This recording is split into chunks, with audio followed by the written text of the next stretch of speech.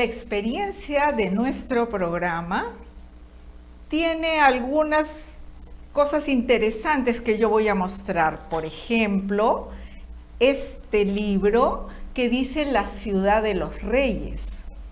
Ya de repente para algunas personas ese nombre les trae recuerdos. O tenemos este otro, La tira del Cuy. Para muchos, estas imágenes del Cuy, el alter ego de Humberto, la pericotita, nos evocan, ¿no? Imágenes desde la década de finales de los 70 hasta hoy. Y el autor de estas tiras de humor gráfico o de estas tiras de historietas que nos cuentan lo que en la sociedad se silenciaba, pues lo tenemos hoy en nuestro programa y le doy el pase a Juan Acevedo. Hola Janet, hola amigas y amigos, yo soy Juan y mi trabajo es hacer historietas, hacer humor gráfico. A eso me he dedicado toda la vida. Actualmente tengo 71 años de edad y comencé a publicar desde el mismo día en que cumplí 20 años, por una casualidad, y yo no lo había planeado así. Se demoraban en publicar mi trabajo, lo que yo había llevado a la revista Caretas, y se animaron a hacerlo sin saber nada. Salió el día que yo cumplía años, cumplí 20 y nací como historietista. Entonces, ¿qué es lo que he querido hacer desde el comienzo? Aunque mis primeros años, digo yo, son mi edad de piedra, pero desde el comienzo lo que quería era inquietar la conciencia de las personas. Quería hacer un humor que no fuera solamente para reírse, sino que también dejaran algo en la conciencia de la gente, que la inquietaran por lo menos en relación al mundo en que vivimos. En estos días estaba yo leyendo en particular el capítulo quinto, ¿no?, de la encíclica Fratelli Tutti, que ha sacado el Papa Francisco I, y me interesó mucho cuando habló él allí de populismos y liberalismos, ¿no? Y cómo pueden esconderse formas del desprecio por los débiles. Este punto creo que es crucial. Ese punto fue también el que estuvo en la raíz de mi trabajo desde que comencé a hacer humor gráfico y también historietas. Me inquietaba, me asombraba, me apenaba el desprecio por los débiles que yo encontraba en muchas personas. Pero conforme pasaron los años, cuando ese desprecio se convirtió casi en una postura ideológica, ya me pareció pues un escándalo mayor, ¿no? Y sin embargo, coexistimos, todos vivimos en esta sociedad, aprendemos a llevarnos bien, aprendemos a consentirnos, pero hay algo que no debemos consentir, yo creo, y es el desprecio por los débiles, que es el desprecio por nuestros hermanos, que es el desprecio por los pobres, ¿no? Y ese desprecio existe, sobre todo en esas posiciones liberales, que se supone que lo que pregonan es la libertad, y eso está fantástico, ¿no? Que qué bueno que es aspirar a la libertad. Pero cuando bajo la bandera de la libertad lo que se hace es despreciar a aquellos que no tienen iguales cantidades de dinero, iguales, digo, posiciones económicas, que a ellos les merecen desprecio, entonces algo está mal allí, algo está mal en la sociedad. Cuando comenzamos a creer que algunos somos mejores que otros, algo está equivocado ahí, ¿no? Entonces eso me inquietaba desde el comienzo y comencé a hacer mis primeras tiras cómicas, mis primeros dibujos sobre esa raíz, sobre ese tema, ese desprecio por los pobres. Luego, mi arma era el humor, porque era lo que me nacía. ¿Cómo la aprendí? ¿No? Yo creo que en mi casa, en la mesa, sobre todo, cuando yo veía muchas veces las formas de reprendernos que tenía mi papá, ¿no? Que tenía mucho sentido el humor, y entonces esta frase que después se hizo muy conocida, ¿no? Pero que yo capté, y era el que se pica pierde. Es decir, aquel que reacciona con cólera ante un chiste, ahí ya comienza a perder, ¿no? Entonces era una especie de escuela de fuerza también el humor, ¿no? Pero no solo fuerza, en todo caso una fuerza interior, ¿no? No la fuerza pues, de aquel que quiere aplastar a otro, al contrario. El humor tiene que emplearse contra aquel que quiere aplastar. Eso lo veía en el colegio mucho, ¿no? Los abusones, los abusivos, que se burlan del chiquito, del débil, los que hacen bullying. Y entonces, sobre todos estos aspectos, fui reflexionando y sacándoles punta en las tiras cómicas. Recuerdo ahora un dibujo, por ejemplo, de un padre muy autoritario, ¿no? Y que estás con la mano extendida sobre su hijo que camina agachado, vencido, acomplejado, y, y entonces el padre le dice, pues, que le revienta, como lo ve siempre así, ¿no? Bajoneado, acomplejado, ¿no? Y simplemente se muestra eso. Entonces basta ver la agresividad de aquel padre de familia, que lo que menos da es amor, lo que menos da es empatía, ¿no? ¿Y cómo no se va a complejar la criatura? Esa criatura o la quiebra él y va a ser un cabeza gacha, o esa criatura se subleva, ¿no? Y cuando se subleva, pues aquel grandote puede no gustarle, porque él mismo ha estado sembrando aquello. Cosas como esas comencé a dibujarlas y las hice durante mis primeros 12 años de trabajo y las puse en mi libro, este que ha citado Janet, que es Ciudad de los Reyes. Le puse este nombre porque este es el nombre original que tuvo nuestra Lima, nuestra capital, nuestra ciudad, ¿no? Capital, y entonces, aquella que queremos, yo quiero a Lima.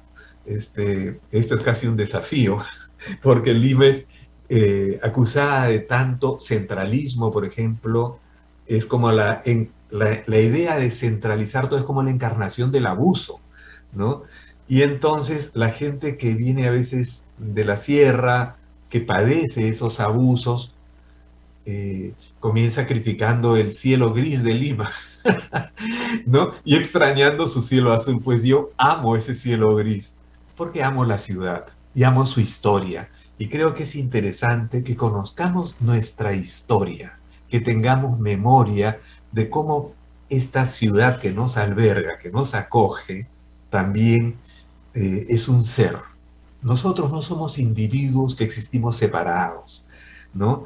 Somos seres que estamos en contacto no solamente con nuestros hermanos, con el prójimo, sino también yo siento próxima a nuestra circunstancia, es parte nuestra, ¿no? Y nuestra circunstancia es, por ejemplo, la ciudad en que hemos nacido, puede llamarse Ayacucho, puede llamarse Puno, Juliaca, Otusco, Trujillo, Cajamarca, etcétera. Es decir, la ciudad en la que hemos crecido, la ciudad en la que vivimos, la ciudad en que hemos nacido, pueden ser diversas, ¿ah? Pero son parte de nosotros, son algo que nos ha formado. Somos una unidad con esa circunstancia. Nuestro prójimo es aún más cercano, ¿no? Es parte nuestra en realidad, aunque lo pensamos a veces no siempre como próximo, sino como otro, como distinto. Bueno, como yo me había educado en esta escuela del humor, ¿no? En este tomarse el pelo, yo recuerdo, por ejemplo, cuando entré recién a la universidad y entré muy inmaduro, a los 16 años, pero hay gente que a los 16 era más madura que yo. Y nunca había estudiado con mujeres, ¿no? Yo era de la época anterior en que solamente había colegios de hombres y colegios de mujeres. Y en la universidad de pronto descubro que había chicas, ¿no? Y en la universidad descubro que ya no tenía que usar mi uniforme comando, como pequeños soldaditos, ¿no? Y descubro una serie de cosas. Y en este mundo de libertad que entró de porrazo a mi vida, me desconcerté y hasta que logré adaptarme, pues me jalaron en algunos cursos, lo cual nunca había ocurrido en mi vida, ¿no? Siempre había sido un estudiante ahí que me llevaba bien con las notas, ¿no? Y bueno, entonces a mi padre yo siempre le decía, cuando volvía a mis exámenes, ¿qué tal? Me decía él, yo le decía, bacán, bacán, ¿no? Y el día que me jalaron, y tuve que decírselo a mi papá, me han jalado en tantos cursos, entonces él me dijo, bacán, bacán. Simplemente me repetía la palabrita que yo, con la que yo tapaba, ¿no? Parte del desconcierto que tenía. Ese bacán, no saben cómo me impactó, cómo me golpeó también. Y era simplemente una burla, ¿no? Pero que me sacudió.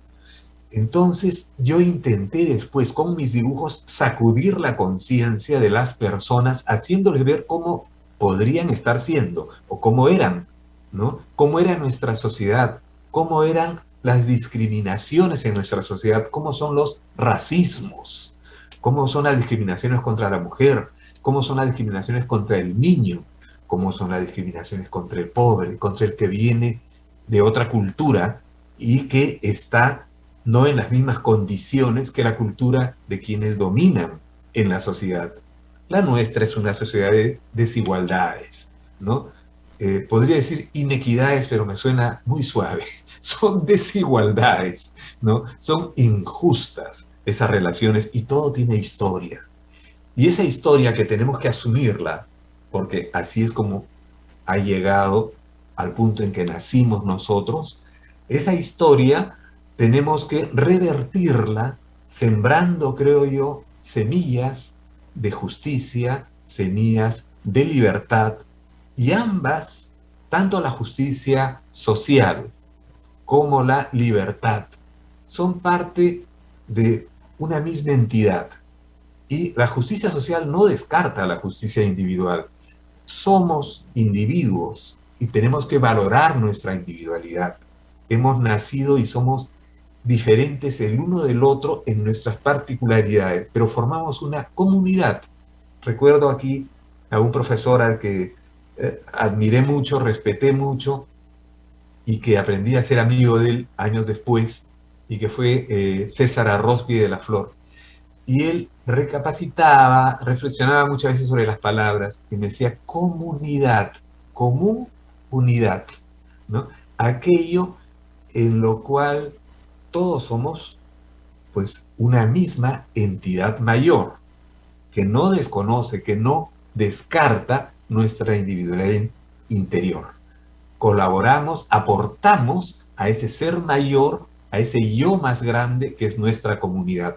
Y por ahí también relaciono eso yo con la comunión, la común unión.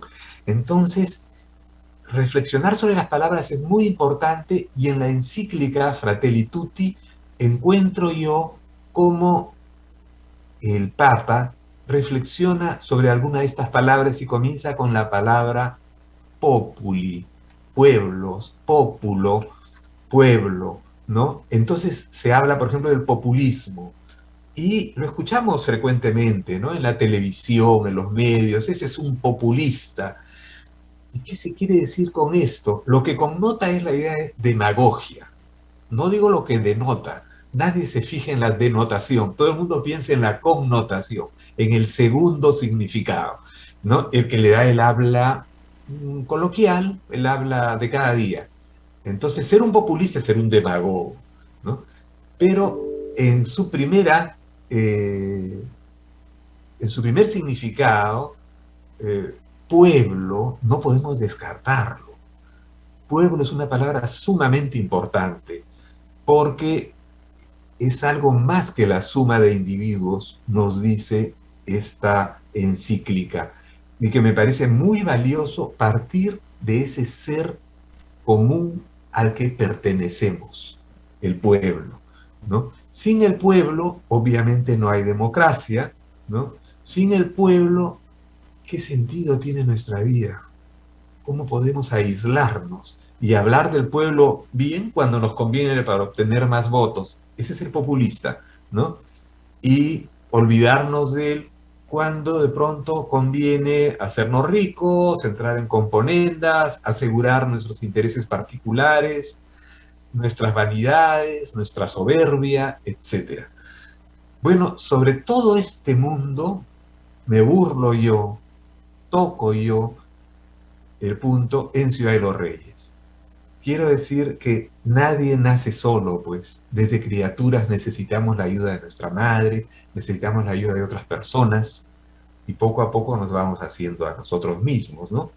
Entonces, yo, así como agradezco a profesores míos como César Arróspide, también agradezco a Adolfo Winternitz en la Escuela de Artes Plásticas, donde estudié en la Universidad Católica, porque ahí aprendí a dibujar con la luz y la sombra, con la plumilla, con el carboncillo, los valores de la línea, del espacio, y con todo eso he tratado de hacer estas estampas, estas páginas de Ciudad de los Reyes. Ciudad de los Reyes es humor gráfico social, ¿no? En el caso del Cuy, este personaje que también se mencionaba, procuré hacer un animalito que representara lo peruano. Y este animalito que tardé en elegir, porque no sabía si sería una vicuña, una llama, una alpaca, alguno de nuestros animales, que los tenemos tantos. En el Perú tenemos una mega diversidad.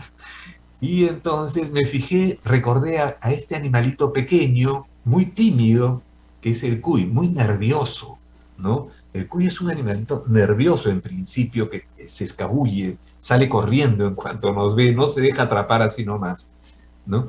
Y lo recordaba de mi infancia, cuando venían de la sierra del norte, parientes míos por el lado de mi papá, y traían como regalo a veces cuyes vivos para que nos lo comiéramos. Esto que asusta muchas veces a la gente de afuera, que en el Perú comemos cuyes, como también en Ecuador, Colombia, ¿no?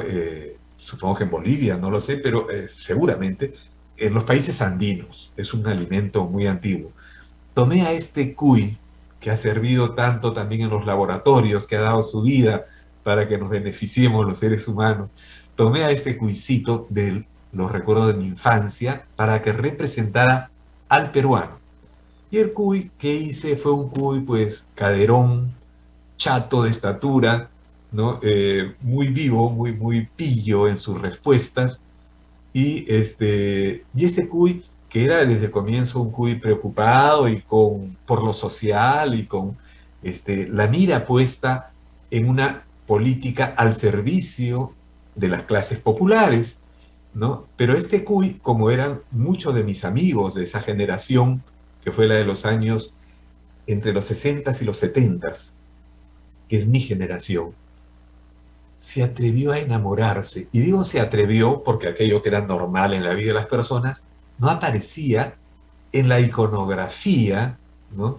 De la izquierda, de la juventud, política me refiero, no aparecía, está como vedado ese campo. El cuy se atrevió a ser un ser humano como cualquiera y también a enamorarse, ¿no? Y también a padecer por amor, ¿no? Y bueno, con todo eso fui componiendo esta tira cómica. Esta tira cómica ya cumplió más de medio siglo, ¿no? No, perdón, yo he cumplido más de medio siglo como autor. La tira es del año 1979. Está camino, creo, a su medio siglo. Entonces, bueno, mis dibujos, mis historietas, he tratado yo de que lleguen a la gente y la toquen interiormente. A Dios gracias, a nuestro pueblo gracias, he tenido mis mejores premios en el recuerdo de las gentes de mis diversas tiras a lo largo de los años, actualmente pues a través de las redes, y cuando la gente se acuerda incluso de aquellas tiras, para mí es el premio mayor. Creo que el reconocimiento es también un ingrediente importante en nuestra vida. No lo digo como premios, en el sentido de nominaciones, condecoraciones. No, no, no. Esas son chapitas que nos ponen en el pecho, no pasa nada. Lo importante es el reconocimiento humano que nos debemos dar. Eso también creo que es parte de la caridad, dice Francisco, y no lo dice en el sentido de limosna, como entendemos a menudo la palabra caridad en el habla coloquial. Nuevamente, como en el caso del pueblo, esas segundas o terceras connotaciones no nos han llevado siempre por buen camino, ¿no? Y hay que recurrir al origen de este término, a qué se quería decir, a qué se decía, ¿no? Y entonces, así como pueblo alude a este ser mayor al que pertenecemos, que también es parte de nuestro ser, ¿no? Caridad tiene que ver con amor, indudablemente.